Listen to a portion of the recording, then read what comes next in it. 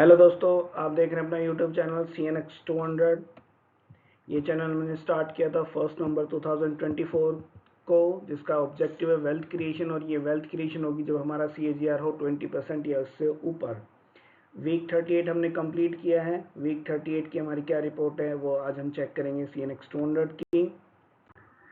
Standard disclaimer, ये हम सेबी के रजिस्टर्ड इन्वेस्टमेंट एडवाइज़र नहीं है। कोई भी डिसीजन लेने से पहले या बाय सेल करने से पहले अपने इन्वेस्टमेंट एडवाइज़र से बात करें। इस वीडियो का पर्पज़ सिर्फ अपनी CNX 200 पोर्टफोलियो की रिपोर्ट को ट्रैक करना है। CNX 200 जो कि ऑलमोस्ट निफ्टी 200 है। निफ्टी 200 में 200 कंपनियां होती हैं। Top 200 company listed on NSE। तो सबसे अच्छी या टॉप 200 कंपनीज मार्केट कैपिटलाइजेशन में आप कह सकते हैं। ये कॉम्बिनेशन होता है 100 large cap companies, 100 mid cap companies. All दो जो मिड कैप कंपनीज का वो नंबर है जो सेबी ने डिफाइन किया वो 150 है। तो अब प्रैक्टिकल नहीं होता 200 कंपनियों में इन्वेस्ट करना, क्योंकि कितनी 200 स्टॉक थोड़ी रखेंगे हम अपने डीमैट में। तो इसलिए हम 200 में से 33 कंपनियां सेलेक्ट करते हैं अपना पोर्टफोलियो डिज़ाइन करने के लिए।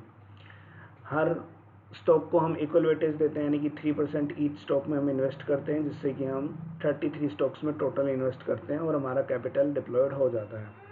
करंट वीक में हम क्या चेंज करेंगे? 5 सेल करेंगे और 5 बाय करेंगे।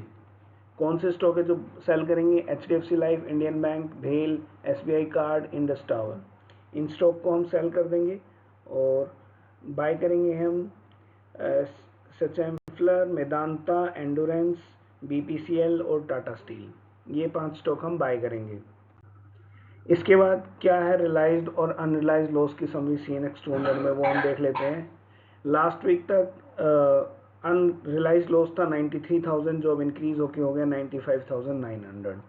अनरियलाइज्ड प्रॉफिट लास्ट वीक 83,000 था, जो कि अब डिक्रीज हो गया 76,000। तो नेट पोजीशन हमारी लास्ट वीक तक हम प्रॉफिट में थे 9,800, लेकिन अब हम लॉस में हो गए हैं 19,500, क्योंकि मार्केट में फॉल आया था तो अकॉर्डिंगली हमारे पोर्टफोलियो की वैल्यू भी गिर गई है। अब इस सेम पीरियड में हुआ क्या है कि हमने 115 ट्रेड एग्जीक्यूट किए अपने पोर्टफोलियो में, जिससे कि हमारे पोर्टफोलियो की वैल्यू 2% से डिक्लाइन हुई है। और सेम पीरियड में इंडेक्स ने जो है 2.2% का गेन दिया है। तो एक तरह से हमारी अंडर परफॉर्मेंस है 4.2% से। तो इसको आप यहाँ भी देख सकते हैं, हमने 1 नवंबर को स्टार्ट किया था 10 लाख की कैपिटल के साथ में। ये हमारा रियलाइज लॉस हो गया, ये अनरियलाइज प्रॉफिट हो गया, ये नेट पोजीशन हो गई जो डीमेट की अकाउंट की पोजीशन है। तो एक तरह से 2% का हमें लॉस हुआ, जो कि 19,000 है। सेम टाइम में इसके अपने बेंचमार्क जो कि CNX 200 है, उसने प्रॉफिट दिया 2.2% का, हमने लॉस दिया 2% का। तो गैप हो गया, यानी कि अंडर परफॉर्मेंस हो गया 4.2% का। अगर हम इस परफॉर्मेंस को कंट्री बेंचमार्क जो कि निफ्टी 50 है उससे मैच करें, तो उससे हमारी अंडर परफॉर्मेंस ऑलमोस्ट सेम ही है, 4.7%, 0.5% का अंडर परफॉर्मेंस ज़्यादा है।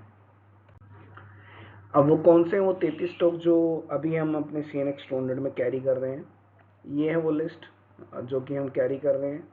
और इसमें हमारे टॉप गेनर हैं बेल, मैजडॉक, पावर इंडिया, BSC सबसे ज़्यादा गेनर है 64%, बजाज होल्डिंग, गैलेक्सो। तो ये जितने भी आपको ग्रीन में दिख रहे हैं बेसिकली ये हमारे टॉप गेनर हैं, रेड वाले लूज़र हैं और वाइट वाले में कोई ज़्यादा मूवमेंट हुई नहीं है। ये वो 5 स्टॉक है जो हमने अभी बाय किए हैं पिछली स्लाइड पे: सचेनफा, Medanta, Endurance, BPCL, Tata steel. Same वही 9,80,000 10 लाख से स्टार्ट किया था, तो एक तरह से 2% का कैपिटल लॉस यहाँ हो चुका है। अगर वीडियो में किसी भी कंपनी का नाम देखने में या अमाउंट को देखने में दिक्कत हो, क्योंकि वीडियो क्वालिटी कई बार ख़राब हो जाती है वह यूट्यूब पर, तो आप हमारी वेबसाइट के लिंक पर जाकर अपनी हर किसी भी मंथ की रिपोर्ट डाउनलोड कर सकते हैं। जो हम वीडियो में दिखाते हैं वो रिपोर्ट आपको वहाँ पर अवेलेबल होगी। टॉप 40 गेनर एंड लूज़र कौन से हैं हमारे पोर्टफोलियो में? तो अगर हम गेनर की बात करें तो GVTND 66% सबसे ज़्यादा गेनर रहा है और ये ज़ीरो हो गया करंट वैल्यू, यानी कि हम इसमें प्रॉफिट बुक कर चुके हैं।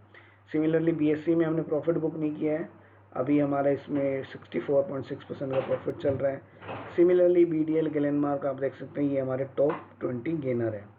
और अदर साइड में ये थोड़े कम गेनर हैं, बेसिकली 40 है, 21 लाइन में, 20 नेक्स्ट लाइन में। सिमिलर गेनर की तरह हमने लूज़र की भी लिस्ट बनाई है। तो मोतीलाल ओसवाल -34% के साथ सबसे बड़ा लूज़र है। फिर उसके बाद केन्स 33%, अपार इंडस्ट्री 29%। तो इसी तरह से डिक्रीजिंग ऑर्डर में ये लूज़र की लिस्ट है, यानी कि ये तो 20 लूज़र, देन ये नेक्स्ट 20 लूज़र। जहाँ पर जीरो है इसका मतलब हम इस स्टॉक को बेच चुके हैं, हम अपना लॉस बुक कर चुके हैं। जहाँ पर वैल्यू आ रही है इसका मतलब हम इसको अपने पोर्टफोलियो में कैरी कर रहे हैं। ये फिगर अगर स्टॉक में प्राइस की चेंज के अकॉर्डिंग चेंज हो जाएगा। तो ये हमारी टॉप 40 गेनर एंड लूज़र की स्लाइड थी। ये हमारे वीडियो की लास्ट स्लाइड थी। Thank you for watching the channel.